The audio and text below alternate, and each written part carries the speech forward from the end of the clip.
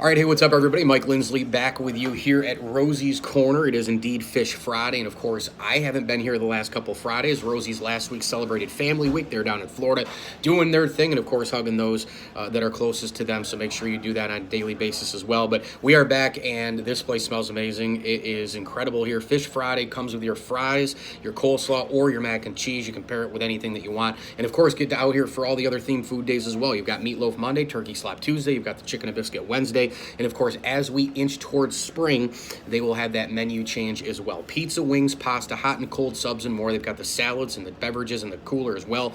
Get on down here to Rosie's Corner, a proud sponsor of the ML Sports Platter. So I know there's still a few games left to go and the ACC tournament left to go, and a lot of work for Syracuse basketball tomorrow. Of course, they host North Carolina, a team that talk about way down. North Carolina was way down as well. Lately, they've been playing, I think, a lot better, and it has absolutely to do with Cole Anthony being back, I think, but also North Carolina having more efficient offensive possessions. Roy Williams losing his mind a little bit less and less. It won't be an easy game for Syracuse. I think it'll be a toss-up game tomorrow. I do like the Orange to win close. We'll go high 82-78 tomorrow, but they'll need more than that win against North Carolina. They're going to need a ton at this particular point, probably have to win out. And remember the non-conference slate that they have this year, they just don't have those big-time marquee wins. All the non-conference games they played, they lost. Penn State, Oklahoma State. You think about the game against Georgetown. This team just doesn't have a lot of non-conference marquee quadrant one wins.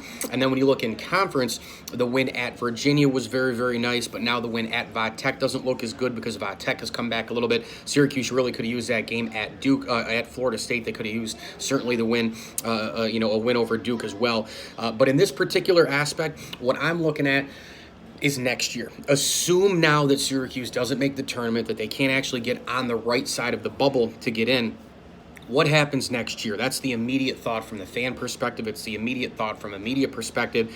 And I think the key for next year is going to be if Elijah Hughes stays. Now, right now, I think he could be the ACC Player of the Year. I think he's been that good, and it hasn't just been the scoring. It hasn't just been raining three-point shots. Elijah Hughes has gotten a lot better from a rebounding standpoint, a passing standpoint, a basketball IQ standpoint. He's gotten better in terms of the 2-3 zone. If he were to come back next year in almost, I think, a John Wallace type thing from 94-95 to 95-96 when he helped lead Syracuse to an incomparable Final Four, I think you'd have a situation here with Elijah Hughes. If he comes back, Syracuse has a great opportunity to be a Final Four contender. You put him with Joe Girard, you put him with Buddy Boeheim, you put him with the incoming freshman class, you put him with an improving front court as well. I think there's a great opportunity here, but if you don't have him come back, the depth is going to hurt for Syracuse, and they're going to rely on those two guards from the outside and hoping that Quincy Guerriere takes that big jump from year one to year two. And again, Syracuse this year has not had a lot of real great inside help in terms of the zone and also offensive production. That's going to be something to pay attention to next year as well. But I actually don't think, for as rough as this season has been, I actually don't think this team is that far away. I know that there are a lot of people around Central New York who think it's all doom and gloom. That's the easy way to think, but I got news for you people. It is very, very, very difficult to run a program the way Syracuse has run the program the last several years. You're spoiled. This team basically is a slam dunk to go into the NCAA tournament every year. It's a tremendous, tremendous basketball place, and every other 7, 8, 9, or 10 years, this team is in the Final Four. Look at the stretch that they've had since 2010. Multiple Sweet 16s, multiple Elite Eights, multiple Final Fours, and you just get on the bubble, and this team can sneak into the tournament, and then anything can happen from there because it's a one-game format. You either win and move on, or you lose and go home. So I just don't think it's as dire as a lot of people think. I think, though, if Elijah Hughes comes back next year, this team could be absolutely lights out. I think they could be as good as anybody in the ACC, and that goes for Duke, that goes for North Carolina, that goes for Florida State, et cetera, et cetera. And when you look at the building block that they've got in the backcourt with Joe Girard and Buddy Boeheim, clearly Girard needs to polish a couple little things, of course, and Boeheim needs to get a lot faster, especially on the offensive side where he can only really really get off of screens and shoot open threes. He's got to be able to get off the ball a little bit quicker. He's got to be able to create maybe some space with the dribble. Joe Girard this year has been absolutely remarkable. I remember talking to people out in Albany when I lived out there about 7 years ago, and people were talking about this guy when he was in middle school, and of course when he grew into the greatest scorer in New York State high school basketball history. This guy is a champ. This guy is a winner. And I think he's going to be a really, really nice 4-year player here. I think he's going to go down in the annals of SU basketball history with 4-year players with the likes of Scoop and Chris Joseph. You're going to Andy Routens. You're going to think about Brandon Trish. This guy's going to go right into that category. Trevor Cooney, of course, is a redshirt senior. He's going to go right into that category of players for Syracuse basketball. And as we have about 2 or so minutes left here on the video, I definitely want to encourage people to go watch Joe Girard and go watch Buddy Boeheim over the next few years. And, of course, go watch Elijah Hughes next year and for the remainder of this year as well. That trio of players so far has carried Syracuse. They have not really had a lot of inside guys this year, but I think next year, if you can get Elijah Hughes in there, and then you've got the Buddy Boeheim, Joe Girard tandem in the backcourt, this Syracuse team, if you add a piece here, add a piece there, you get the growth of the inside players, they're not that far away.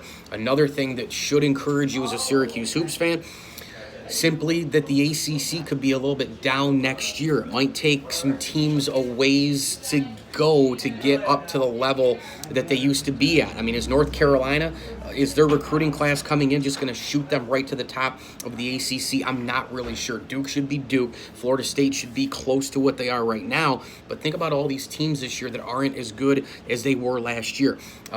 Virginia, for example, they will be in the tournament. They'll be a tough team. They've got obviously Diakite and a lot of other really good players. Tony Bennett, national championship coach from last year, a lot of experience. But when you look at Virginia, they're nowhere near what they were last year with Kyle Guy and Ty Jerome and company, of course, Hunter. That team's a little bit different. Could Syracuse get Hughes back, have the freshman class come in and produce right away, Quincy Guerriere take a monster step, and go and elevate themselves up into the ACC? Well, a lot of the other programs are down. A lot of other programs waiting for that next class to get back up. It's going to be fascinating to watch. But again, I don't think this team is that far away right now. And again, if Elijah Hughes comes back next year, this team could be a Final Four contender. And as far as this year, I would actually give my vote ACC Player of the Year to Elijah Hughes, the way he's played for the Syracuse Orange. I'm Mike Lindsley here from Rosie's Corner, a proud NL Sports Platter sponsor. Make sure you get on down here for pizza, wings, pasta, hot and cold subs, and more. You can like them on Facebook, follow them on Instagram, and they're also available on Grubhub. They're themed food days to die for. Meatloaf Monday, Turkey Slop Tuesday, Chicken and Biscuit Wednesday, Fish Friday, you name it. And of course, if you can't eat meat during these times, they've got the fish on the extra day as well. They had it yesterday down here at Rosie's Corner. I would also suggest that if you're in the market for shopping for birthdays and upcoming holidays, whatever the case may be, what better gift than a Rosie's Corner gift card, right? That's a really, really great thing to receive as a gift. So come on down to Rosie's Corner, right in front of the Brewerton Bridge in Brewerton, right off of Route 11 and the 81 exit as you come north, getting off Bartell Road in Brewerton. It's not that far away. I think people in Fayetteville and DeWitt, people in North Syracuse think Brewerton's another country. It's not. You get on the highway, you go 81 north, you get off at Bartell Road, it takes you 10 minutes to get here, a couple of quick turns, and you get up right here to Route 11. You get all the unbelievable food here at Rosie's Corner. Jason, Jody, and the gang doing a great job, and don't forget to try some desserts. Their brownies, their cookies, delicious. Everything all here at Rosie's Corner. And my favorite, the garlic parm wings to die for. I had a dozen of those last night with my family. Terrific stuff. I didn't eat all 12. I probably could have, but we shared them, and we also got the mild as well, and you can try the Gold Fever wings as well here at Rosie's Corner, a proud sponsor of the ML Sports Platter. Thanks for watching 9 Minutes with me here on IGTV, Facebook, and YouTube. I'm Mike Lindsley. Again, download my podcast where you get podcasts on your smartphone device, and hit me on Twitter at Mike L Sports. And as I always tell you, enjoy the games.